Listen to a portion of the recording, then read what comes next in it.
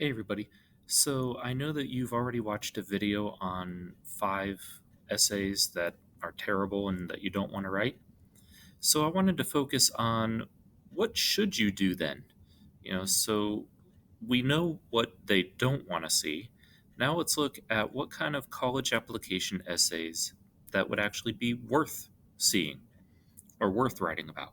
So that's what today's about. So the first thing you want to do is when you see your prompt, and all the prompts are pretty generic, you want to find the underlying theme of the prompt. And sometimes this is pretty straightforward, pretty basic. Sometimes it's a little bit hidden, but you might get a prompt something like, um, write about a challenge that you've overcome, or write about your heritage, or something like that. A lot of the time, the more colleges that you look at, the more essay prompts that you look at for colleges, the more that you're going to find that they all kind of want the same thing.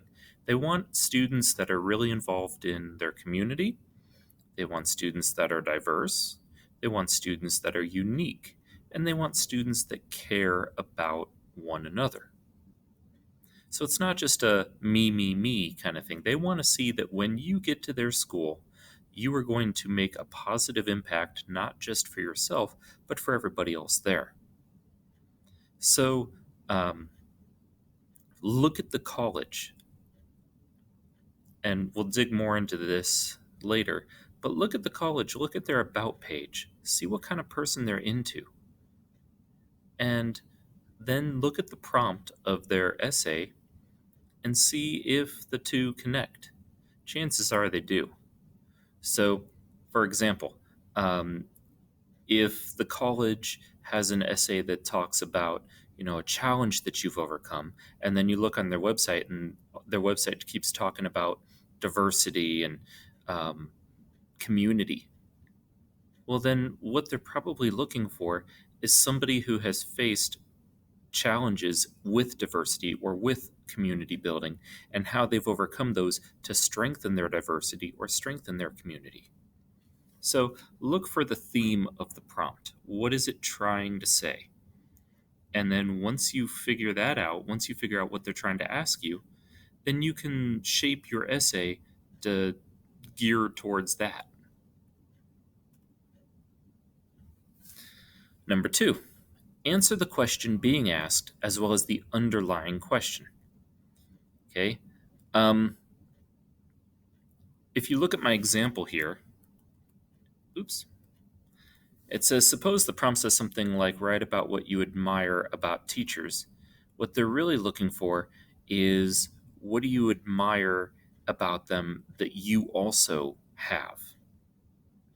Because the essay, especially if the prompt is something about somebody else, like, write about a community that you felt secure in, or, whatever, or a person that you admire.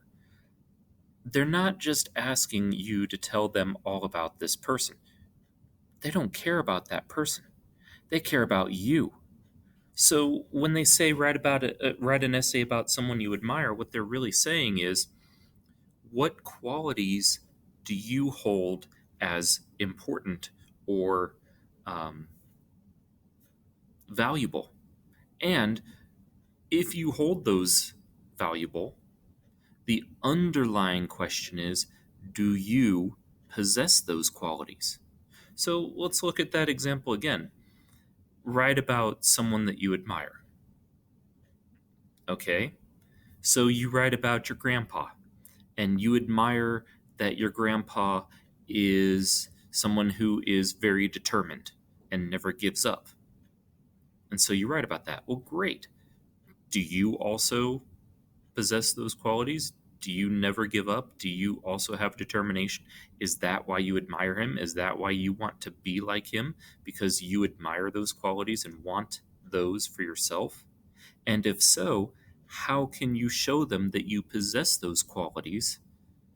And how can you take those qualities and apply them to their university? So, do you see how that simple prompt of write about someone you admire turns into this whole big thing about you? That's what they really want to see. Number three, share your personal experiences. In other words, your voice. I cannot stress enough just how important this tip is. Your voice is the most important part of this entire essay. I said in my last video that this essay was your chance to show them who you are outside of the application, who you are outside of your resume, who you are outside of your GPA. Show them your personality. They can see that you're involved in drama. They can see that you're involved in FFA or whatever. But why do you care about those things? Why do they matter to you? What is it about that makes you get up in the morning and want to go do it? Take FFA, for example. That's a really time consuming commitment to raise animals and, sell them. It's a time consuming commitment. And any of you that are in FFA know exactly what I'm talking about. I have students that wake up at 3, 4 in the morning to take care of their animals before getting ready to go to school. And they do this every day. And then as soon as they get home, they come home and take care of those animals before getting to their homework and then getting to bed. That's a grind. So why put yourself through that unless you genuinely care about it? And if you genuinely care about it, why? It's that why that they want to see. Why do you care about FFA so much? That you're willing to go through that grind for it. Anybody can just go through a grind. Everybody does to some extent. Why did you choose that particular grind to go through? That's what they want to see. The why. Tip number 4, be specific. They want to see your voice. They want to see why you chose to go through that grind. Tell them specifically about it. What's your day like? Tell them a story about a particular animal that you raised, or a particular person that you helped, or a particular conflict that you overcame. Be specific. Tell them a specific story, a snapshot of your life. Now, you don't have a lot of time or space in these essays, so you want to make sure that this is a snapshot, a specific day in your life. On a later video, I'm going to share a very personal story with you of myself and how I chose to use that as my essay. And you'll see, I think, exactly what I'm talking about. It's just a simple snapshot. My story that I tell is one morning of one day of my life, but it changed my life. It was the span of a few hours, and it completely changed my life. Where's your aha moment? Tip 5, show passion. So you're in FFA. So you've been in FFA for as long as you can remember. So you've been in band since you were in 5th grade or whatever. So you've been in theater since you were a kid. Why? Why do you care about it? What is it about that thing that makes you put up with the grind and put up with the day-to-day and the days that aren't so great? What makes you power through it? Why do you care so much?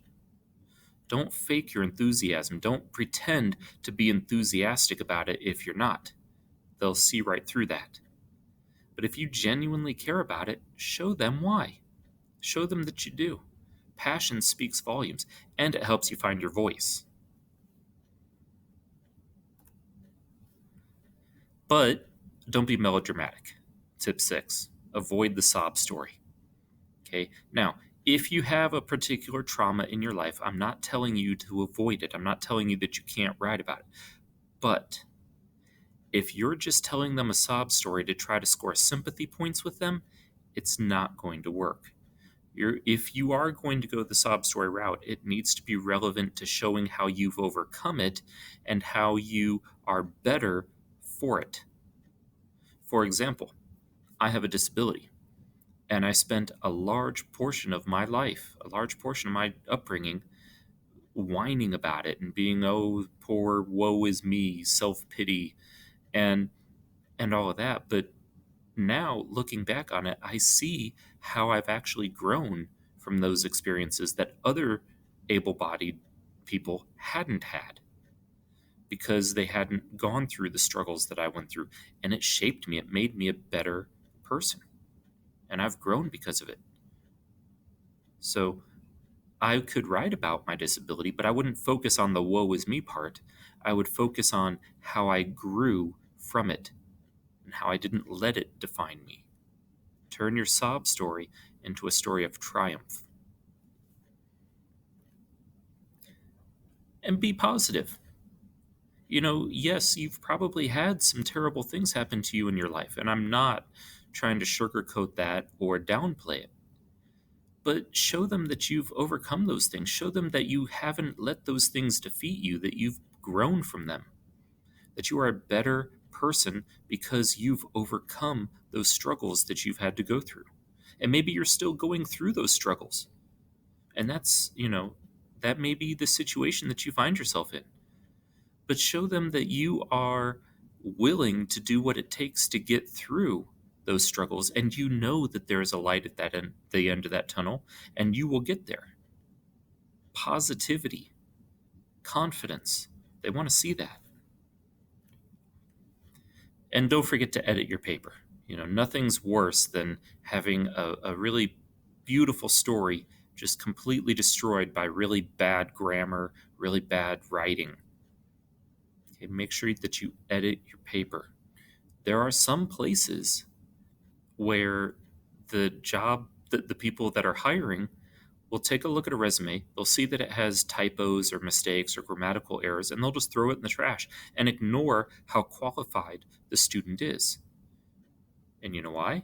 Because they figure if that student or that person, that applicant, can't take the few minutes that it takes to edit their resume or edit their application, then they're not going to take the time that it takes to do the work at the university or overcome the challenges that they'll face because it looks lazy to them. And maybe you weren't lazy, maybe you just didn't see those edits. That's why we go through several editing processes in this class. Okay, let's weed out those simple mistakes so that your essay looks publish ready. Remember these last few things. Show, don't tell.